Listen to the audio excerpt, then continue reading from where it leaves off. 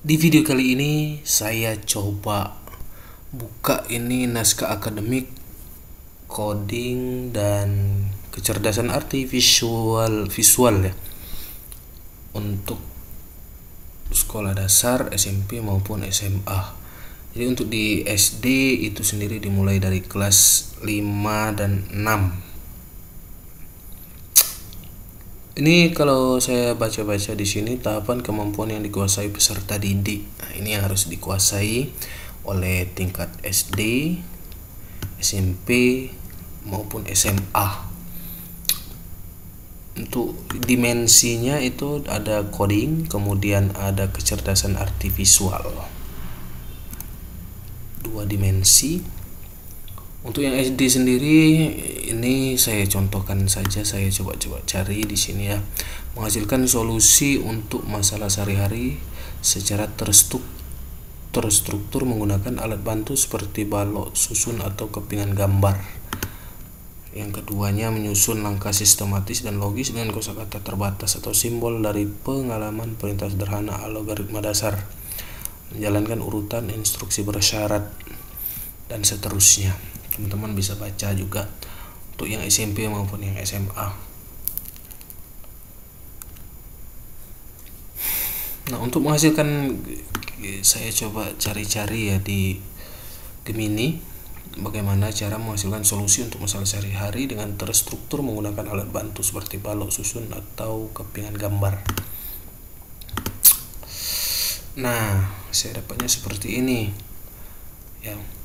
Kemampuan dasar siswa kelas 5 SD ini diasumsikan seperti ini: memahami konsep urutan atau sequence, menghasilkan konsep perulangan atau loop yang sederhana, mengenal konsep kondisi conditional sederhana, jika maka, mampu menggunakan platform coding visual seperti Scratch atau Blockly.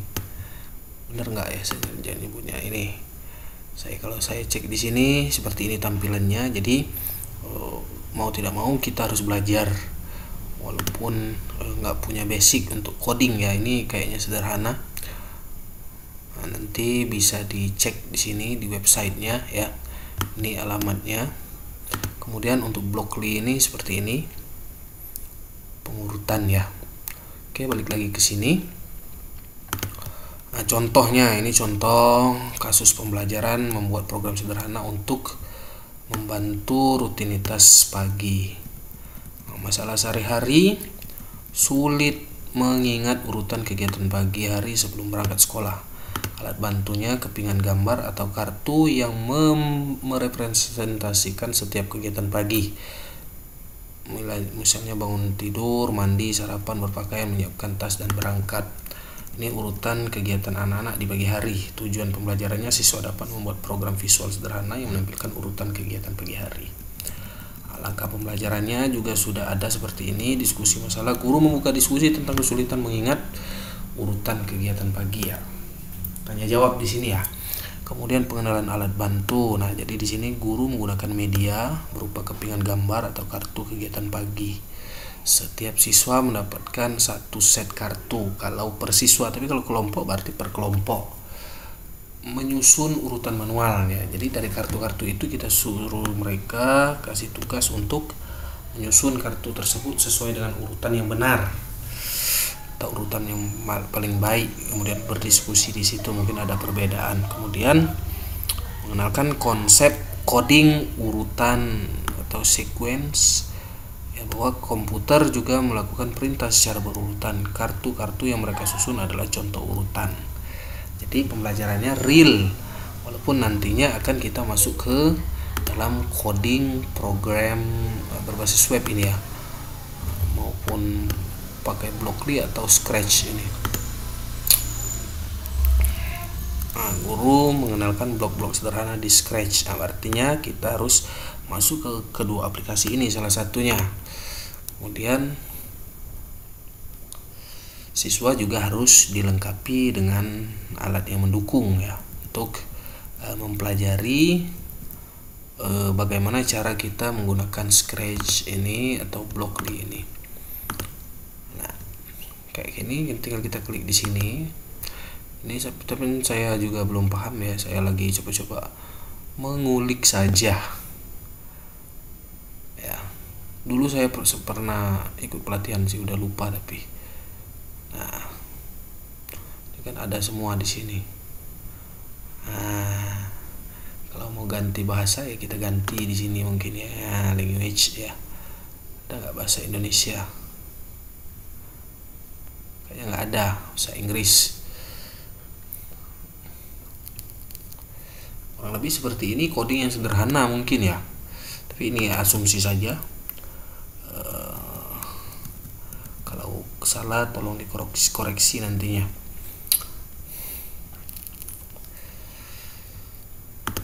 Nah, ke sini tadi ya,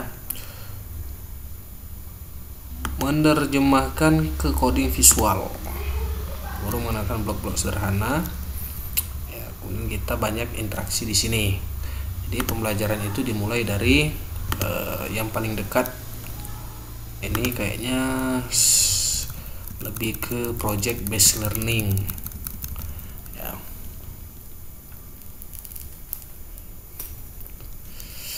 Nggak tahu ya kalau menggunakan handphone bisa tidak ini. Nah,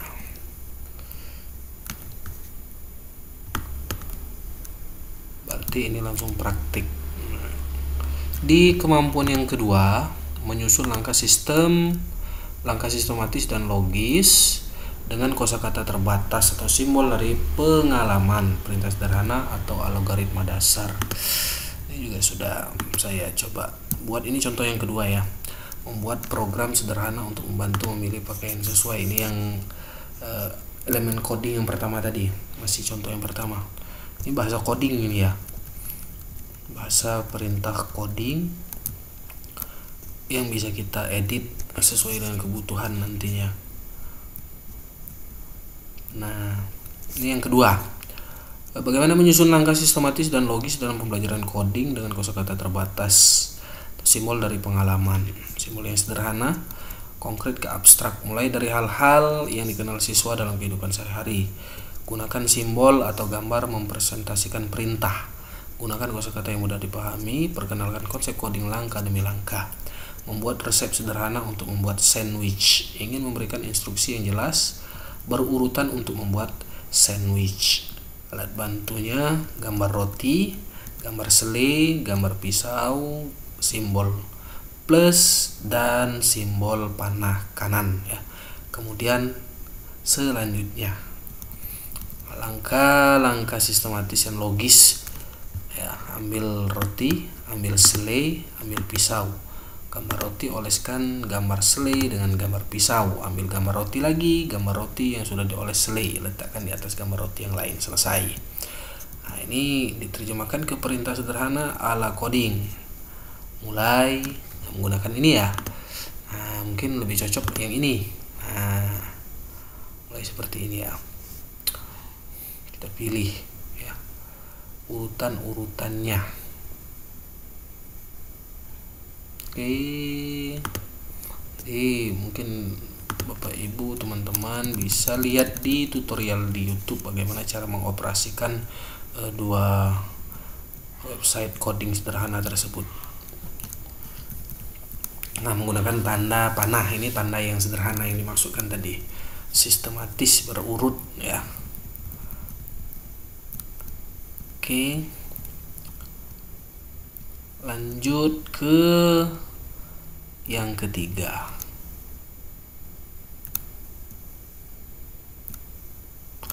Nah, yang ketiga ini apa tadi ya? Menjalankan urutan instruksi bersyarat sederhana, baris berbaris atau menggunakan program berbaris blok dengan logika percabangan dan pengulangan atau loop. Sudah ada belum ya tadi ya? Pengulangan berarti mengulang, konsep pengulangan atau loop. Jalankan serangkaian instruksi berulang kali selama kondisi tertentu terpenuhi atau sejumlah kali tertentu. Menjalankan instruksi bersyarat sederhana. Nah, konsepnya misalnya instruksi bersyarat memungkinkan program untuk mengambil keputusan berdasarkan sesuai kondisi. Jika kondisi terpenuhi maka lakukan A, selain itu lakukan B. Ini kayak program Excel mungkin ya. Jika sama maka oke, jika tidak maka false misalnya. Jika hujan ambil payung, jika tidak maka ya tidak usah membawa payung. Nah, ini contoh. Memutuskan apa perlu membawa payung. Alat bantu visualnya ini kepingan gambar ya, gambar awan mendung, gambar payung, gambar tidak membawa payung. Jika awan mendung maka bawa payung, kondisi terpenuhi. Jika tidak maka tidak membawa payung. Jika maka, jadi ini konsepnya jika maka.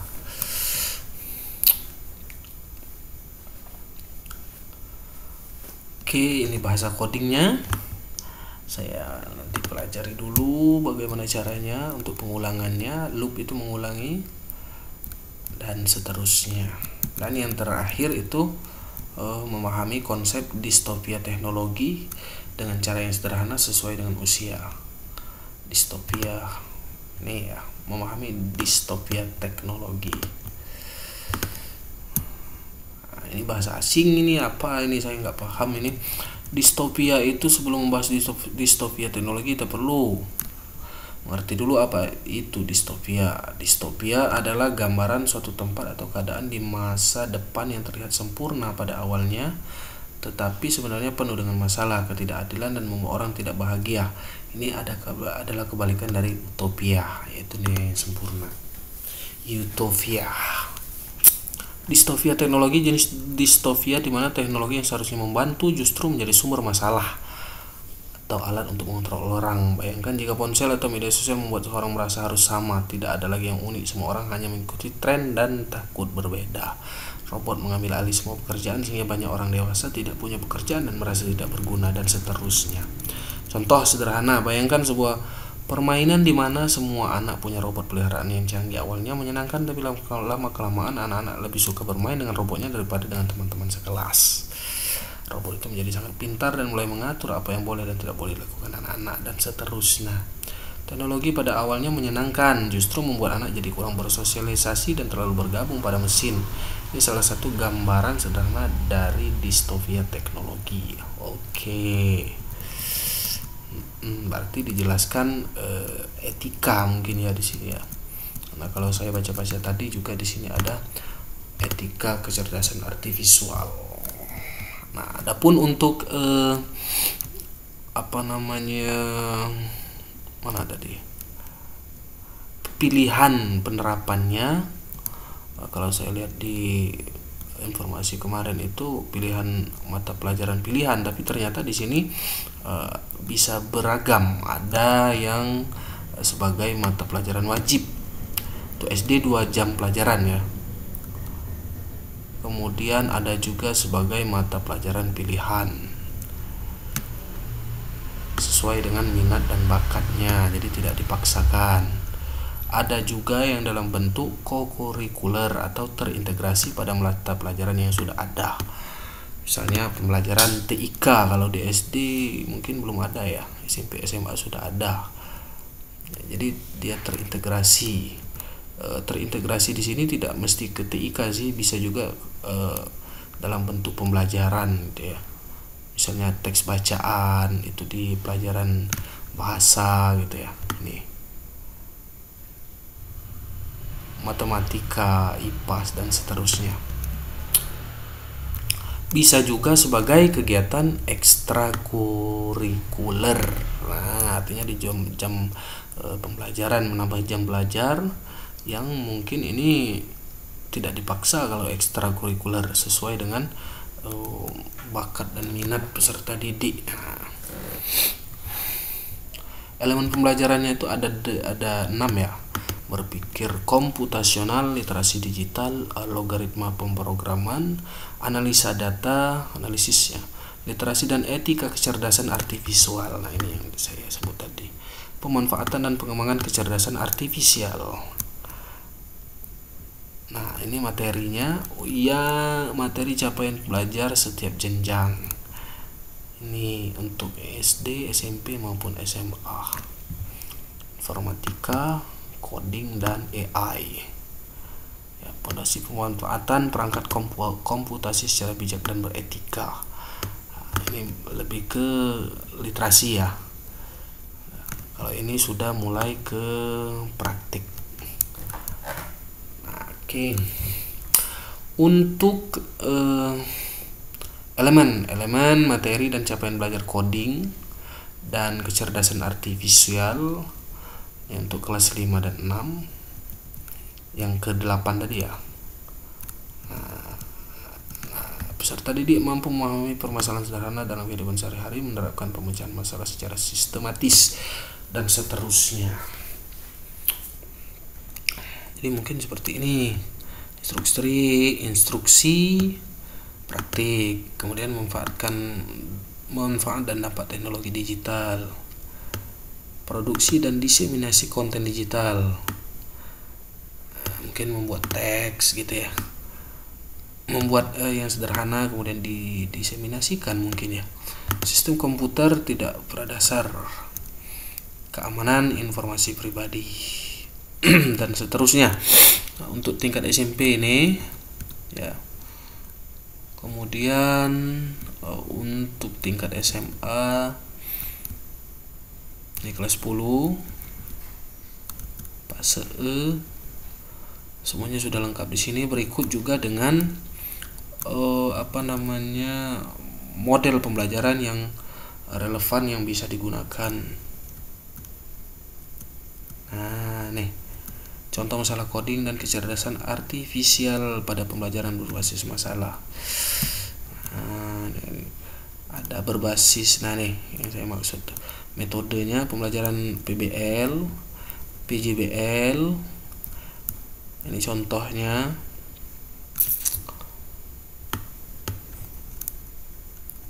Ya, pengembangan aplikasi gambar bergerak, ini contoh project codingnya dan lain-lain ya. Bisa juga pembelajaran inquiry, pembelajaran gamifikasi atau gamification, penerapan elemen permainan untuk meningkatkan motivasi, partisipasi dan keterlibatan peserta didik, game berbasis game ya, pembelajaran berbasis internet based learning, kemudian plug learning, unplug learning. Nah, bisa juga pembelajaran tanpa perangkat digital. Misalnya tanpa perangkat digital merupakan pendekatan pembelajaran ilmu komputer yang berbasis aktivitas melalui simulasi, permainan dan aktivitas lainnya. Tanpa komputer pada pembelajaran coding dan kecerdasan artifisial, pembelajaran ini dapat melihat penggunaan permainan papan, kartu, balok bersusun seperti yang dijelaskan di awal tadi, tanpa menggunakan media. Artinya media digital maksudnya, dan lain-lain, platform digital, modul interaktif, kartu dan papan dan seterusnya. Kualifikasi dan kompetensi guru ya, tentu kita sebagai guru harus mempelajari ini untuk mempersiapkan di tahun yang akan datang. Mungkin terima kasih, lebih dan kurang mohon dimaafkan.